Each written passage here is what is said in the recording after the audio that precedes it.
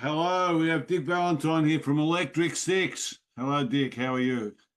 I'm Dick Valentine. I'm in Electric Six. You definitely are. I've seen you on stage. You Oh, I definitely have been for a long time, Jack. a It's long time, a long time. it's a purgatory, but it's a wonderful purgatory. It is. All right, let's start. How did the band come together in 1996 and briefly describe the journey since then? Well, we all went to high school together. I don't know what do you call high school in Australia? Is it a formative High school? school, no, high school, High school. secondary Yeah, school. you guys are a lot more like us than either of us are like the UK in that way. I think America and Australia, we did our best to get away from England and do things differently, and I think we did it. What the question was, how did the band form? Well, we all went to the same high school, though we didn't all know each other until well after high school. We all kind of met at the same rock and roll bar, and then decided to form a band. That band became the Wild Bunch. Wild Bunch existed in Detroit for about 5 6 years. We got a record deal in England, and then we had to change our name. We came up with Electric Six, and then 21 years later, we are still Electric Six, and we put out 15 albums, 15 albums now. 15 albums. I've got here, you've got 20, but we'll talk about that a bit later. How would you describe your sound? I always call it nervous dance music, but They it say is, they yeah, say it's got you're genre blurring, gender blurring. genre. Oh, well, they're both, yeah, gender Genre and genre. blurring, Yeah, yeah. disco fun. They've got Disco enough. fun, yeah, it's disco fun, nervous dance, basic rock and roll at times. I mean, we have songs that are just sound like AC/DC, the band on your shirt. So yeah, we can do it all. We are a smorgasbord of entertainment. And I suppose that will flex again. We'll talk about the shows later, but that reflects in your shows, I suppose. Obviously, was that the intent? Was the intent to sort of have something to perform that was going to be fun and enjoyable, or is it in the music itself that you just like performing that way, creating that sort of music? A little of both, but my intent was always to be fun and enjoyable. I think that's the point of a band. I've never been one to like sit back and overanalyze guitar tones or mixes or things like that. I just want to drink some beer and have a good time. And that's honestly been my approach the whole time. I know people look at music differently, but for me, it was always just like, this is something we're doing on weekends because we have shitty jobs. So let's have a really good time. And I think that's obviously to stick together for so long. That's obviously the rest of the band feel the same way. Well, if you look at Wikipedia, there's been some people A coming few and going. changes, a few changes. Yeah, but yeah. To be fair, I mean, that's just there's any number of reasons why people Come and come go. and so yeah, it's a when you're a six-man band and you do it for as long as we have, sometimes people just want to do something else. Sometimes people are tired of being in a band like ours, and it's all good. So it's a great situation. We always, when we need a musician, we can always find a musician because we play some cool shows. So Yeah, we're that's lucky in cool. that regard. Okay. At one stage, you said we have songs with drugs and girls and tonight and night and louder and party in the title. So we haven't given up on our philosophy just yet. What's that philosophy? The philosophy is to convince people that we're cooler than we are. So that's what that's all about. I mean, you're looking at me now.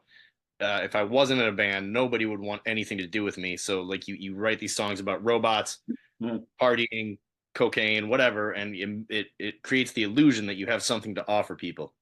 Well, you've done a good job. Let me tell you that. Let me tell you Thank that. you. It's a good masquerade.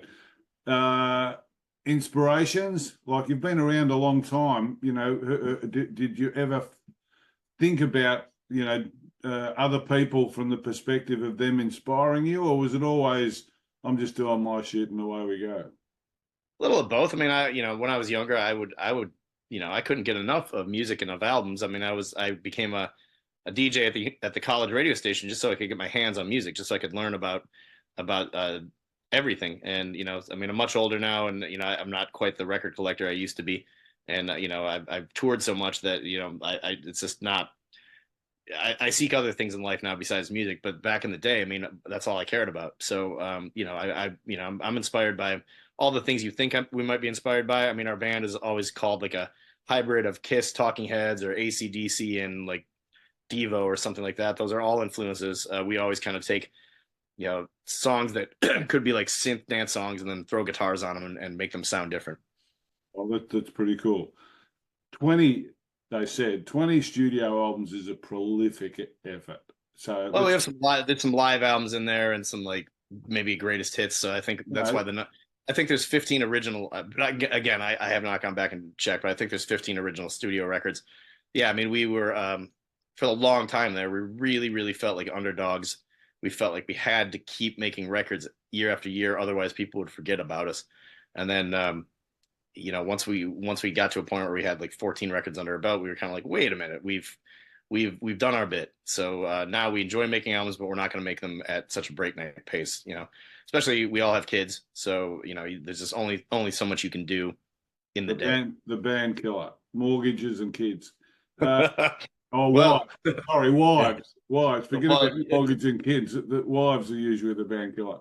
The mortgage is taken care of by a little thing called gay bar, but but the kids take up time for sure. Yeah, they do. What about Turquoise? Turquoise was your latest last year. Let people know a little bit about that, because that's still the current one. Yep. Yeah, we're kind of sort of beginning to talk about doing a new record, but Turquoise came out last year. We started it in January 2020, and we did 2 songs in January 2020, and we thought the record would be done that year, and then something happens. Took a little more time to make the record, and it is, the song Turquoise is actually kind of about the pandemic and coming out of the pandemic, and that's the reflecting on what that did to people and their mood and the world and all that. And then they're like all Electric Six albums, there really is no theme. It's a collection of whatever 13 songs that we wrote in that time. There's no like common denominator about any of it. We just we write the songs we write, and that's the album. You just answered it, but I thought it's about time for another album, isn't it? It's only been a year. I mean, it's been a year. What's that? Again, I think it's kids and we haven't given up. We haven't given up on touring live. We still tour a lot, so that cuts into our studio time. We're talking about it. We've got ideas. We're starting to demo, and again, there's no timetable. Are you all in the same city? Many of them are in Detroit, but we got I'm in New York City. Are you all in Michigan? Oh, you're in New York. Well, I'm in Michigan currently, but I'm based out of New York. The drummer's based in LA. Our bass player's in Wales. So I mean, we're all over the place. Together is not exactly easy. No, it's not. We get together on the road. I'll see all those guys in Brisbane. That's where I'll see them. Okay. Just before we move on to the tour, just in relation to that, with social media and the changes over 20 or 30 years and streaming, etc. I got blood on that. I got blood on my face. That's all right. Yeah, it's fine. It's fine. It's not my blood. When you talk to band artists over the years, blood on your face is really just not that interesting. Everything it's not that big a deal. No, it really isn't. It's not that big a deal. But social media, streaming, all that, so all the modern stuff. Are you better off with that, or were you better off before? Do you find better off with it? Yeah, you can have a lot of fun with it. You can have a lot of fun. So and you can meet really crazy. You can meet some really crazy people. So you can use it. If you use it, it's worth it. Okay. Yeah, you can have fun with it. Yeah, and you can meet some really horrible people too. Yeah. After a sold-out tour in 2023, what are you looking forward to this time? What can the fans expect? A sold-out tour in 2024. That's the easiest question. You just put that one on a tee. I like asking easy questions. Yeah. And what can the fans expect this time? As different from last time, or is it much the same? Just 1 year older, so we'll be like that much slower, that much fatter, and but we're just 5 or 6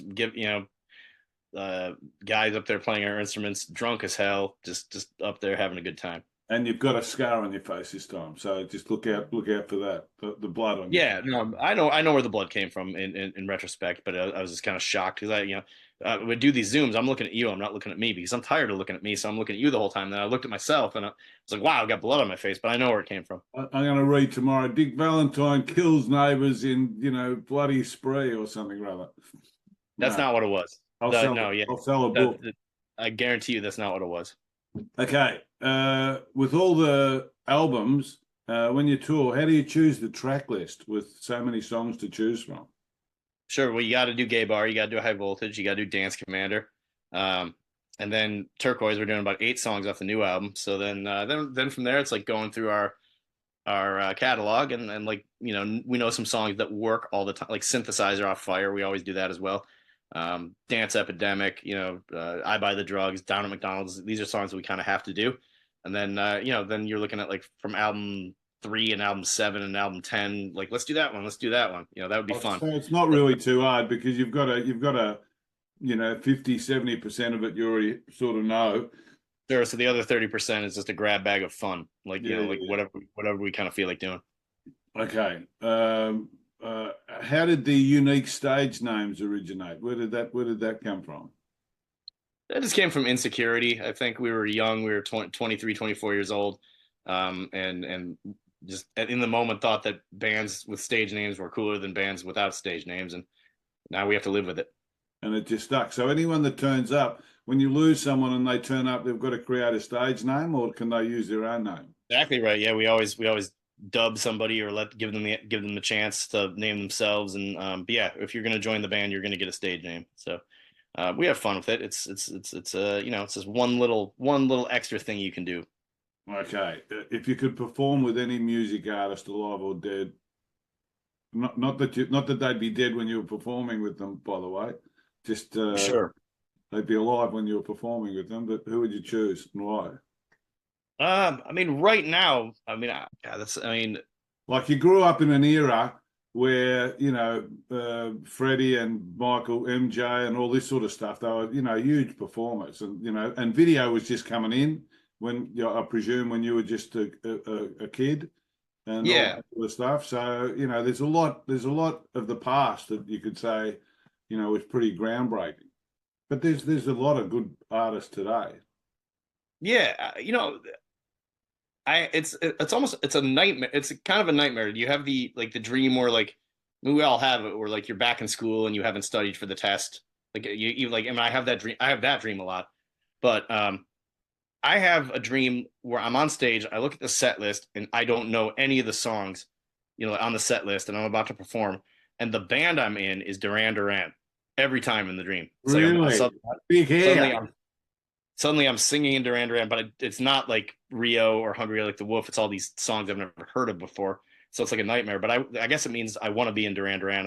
I want to be the new Simon Le Bon, uh, which would be great if I could make that happen. And I would take the time and learn Well, he, the he got a he set. got a lot of trim, should we say? So that would have been a it Did would have been a sure, good place. Just he just would. just talking about that forgot song. There was a Sinatra story where when he was older, he went out to perform a show at Vegas, and he forgot the song, and he was standing on stage. He had forgot the song, and the crowd sang it to him because they realised what was going on, and someone stood up and say, "We got your back, Frank," and all this sort of stuff. So when Yeah. you're going around, you'll probably find the same thing if you ever forget the songs. You'll probably now at this stage they'll probably sing them back. You probably don't even need to sing half the time because they probably sing Did them you back. just compare? You just compared me to Frank Sinatra. You dog. Yeah, that's really nice. That's If really it, nice. well, Yeah. I thought there'd be similarities. That you did it your way. No, you haven't done it your Uh, way. Sound like you've well, done it he, your way. he's old blue eyes, right? I'm young blue eyes. I just turned 24, so I've got a ways to go. Boom, boom. What do you any still got long term aspirations as a music artist? Just keep doing what we're doing. That's all you can do. It's When you short term stuff. You don't have. It's not the about. band, we have always been short term. We've always approached this 6 months at a time and nothing further. And if in 2003, if you would have told me I'd still be doing this band in 2024, I would not have believed you. So, I think it's just a testament to just taking one tour at a time, one album at a time, and not looking any further than that. Are they easier or harder to do the tours? And do you tour everywhere? It's easier. It's easier. I think because we are older and just understand all. There's less substance abuse. It's just the older you get, that stuff gets weeded out, and it's much easier. I mean, I think just in terms of no, we're not partying as much, and and we're not taking it's not as life and death as we used to treat it. So everyone in the band is seriously just looking to have a good time. It wasn't always that way. So I think the tours are as enjoyable now as they ever have been. And what about organisationally? You know, when you're dealing with promoters and all that sort of stuff, is that the same, easier, harder? It's easier for us because we are like now like we're kind of a band that's been around a while. Established. So you notice we're now of the age and of the time where like the promoters and the people at the bar were young kids when we when we started playing. So, back in the day, people would be like, oh, you guys suck. You're like, I've seen your video. You're terrible. All that.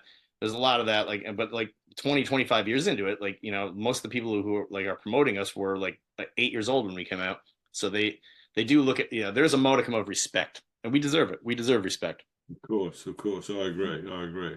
With that in mind, after all these years, what piece of advice would you give to an artist starting out?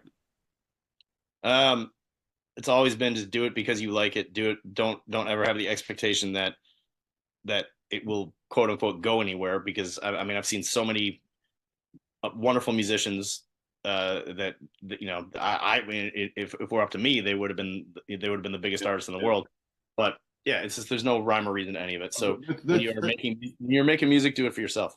That's also a conscious pursuit, stay in the moment, because as soon as you start having expectations, most of the time they just don't evolve. Yep. What's the best thing about performing to a live audience? It's the immediate gratification of, I've always thought maybe I would like to be a filmmaker, make a film. I have ideas for films, but then I realized like it can be months and years of just toiling and it's very expensive these days. Very expensive, and there's no way to just do it yourself. Whereas when you're in a band, I mean, we're all, most artists are attention seekers. If you're in a rock and roll band with an audience, like you get your fix right away, and that's the best part of it. Yeah. What's been has it changed performing to? Does performing still have the same buzz that it had, or has it changed as you become, like you're saying, less drug influenced or whatever? Does the performing, do you enjoy it more now because you're basically here more now, or did you enjoy it more when you weren't here and you were just basically yeah, I mean, I think it has more to do with I enjoy it now because everyone in the band, like I said, when we were from like 2003 to maybe 2012, 15, somewhere in there, like I just think there was people thought everything was kind of life and death. Like, we don't do it this way, then it's over, and it has to be done this way. And there was tension, like, there's like tension in the band, and people. And now it's just we're just out on the road. Nobody's thinking if we do X, then Y will happen. We just know that if we play these shows and enjoy the moment, then then it's good. So we've had that kind of outlook now for the last like post COVID or up to COVID. That's kind of been the way we've approached it, and it's just a pleasure to be on the road with these guys. It's great. 30 years is a long time. Well, 30 if you start in 1996 when the band formed, but we didn't start touring until about 2003. So, okay. Still, it's a long time. It's a long time. Get with me in 2053 and we'll talk. No problem. I'll be here, so I'll yeah, you will. Yeah, I'll be 142, but I plan on living to 150. What's been the career highlight? Oh Lord, we've done a couple private parties for Russian mafia. So oligarchs. Yeah, that's gonna go to the top of the list right there. That's a completely different story. Now, I don't want those stories because I'll be chopped in about 10 minutes. So. No, you're in the safest place in the world. I am. It takes a long time to send out contract killers out here, so usually too far to come. Okay, I'm gonna finish now with a few different questions. Just quick hits. Are these quick hits?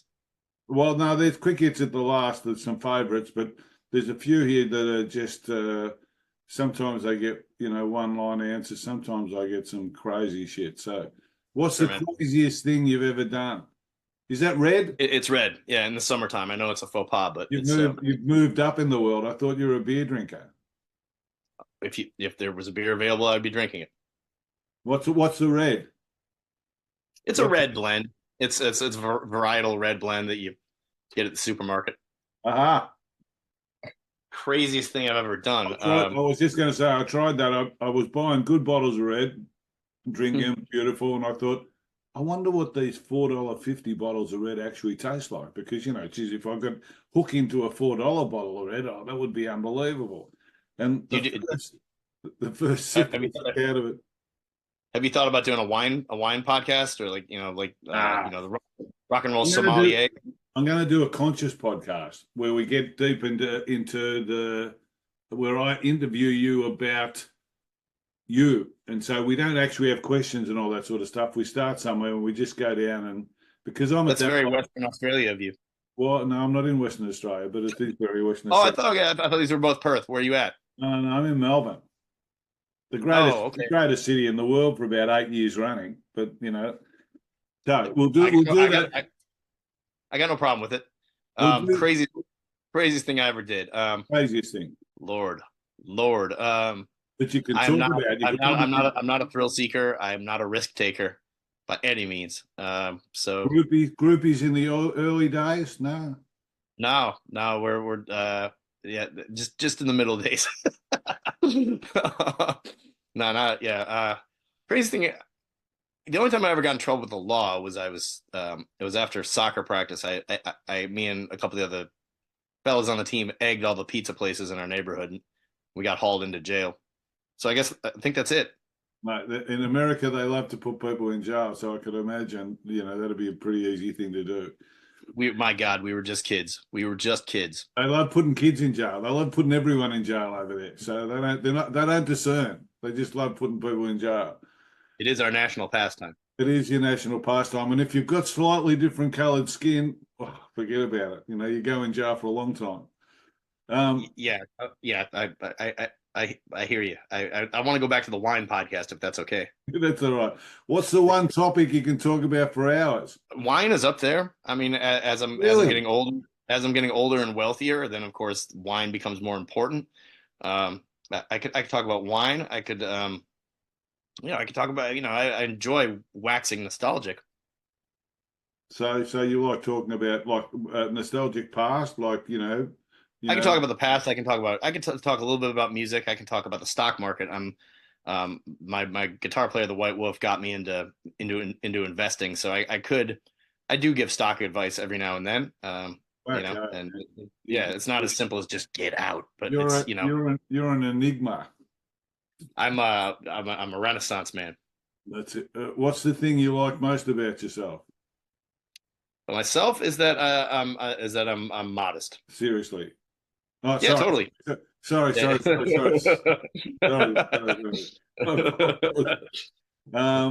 All right, now we're going to finish with some favorite questions, and people hate these, so I'm sure that you'll hate them too. Favorite album? Favorite album is Fresh by Sly and the Family Stone. Really? Yep. Fuck, that's 40 years right old. Now it is. Right now, because I just listened to some 40 of it. years old. Favorite artist? Depeche Mode. Fuck, they're 40 years old. Favorite movie? Frank Sinatra. No, favorite movie. Oh, he's good. Wings of Desire. I haven't. Wings of Desire.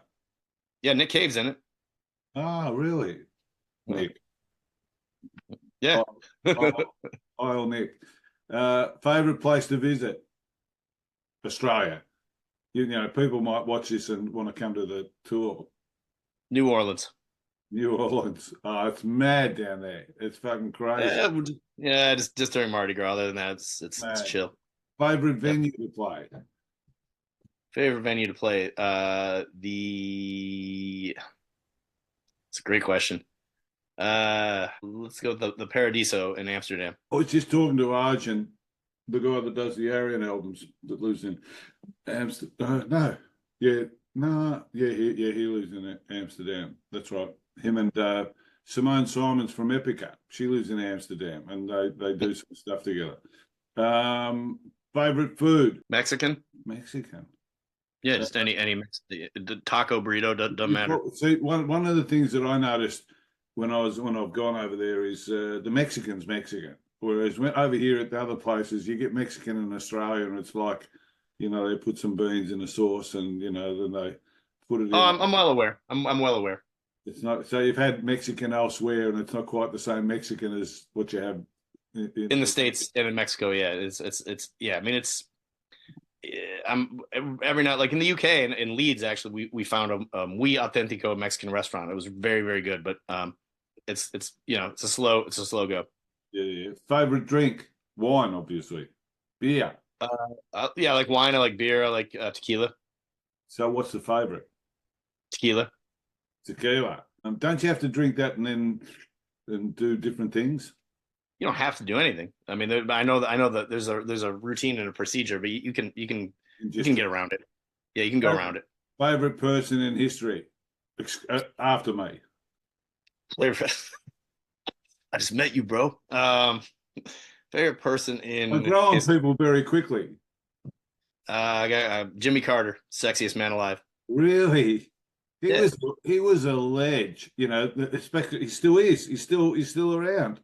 He's yeah. You know, when we thought like he went into hospice in March 2023, and we have a song called Jimmy Carter, and I was thinking, well, maybe when we're in Australia, we're gonna have to do Jimmy Carter, and he's still with us. I mean, he's incredible. he's such an honest guy in terms of you know from a politician point of view. They're all dishonest to some degree, Yeah, but he's incredibly unique for our time, and yeah, that just like stand up. there's many. Yeah, I mean, it's a loaded question because there's so many people you could say, but top of my head, he's pretty cool. And he's a one-term president too. He wasn't a two-term president, was he?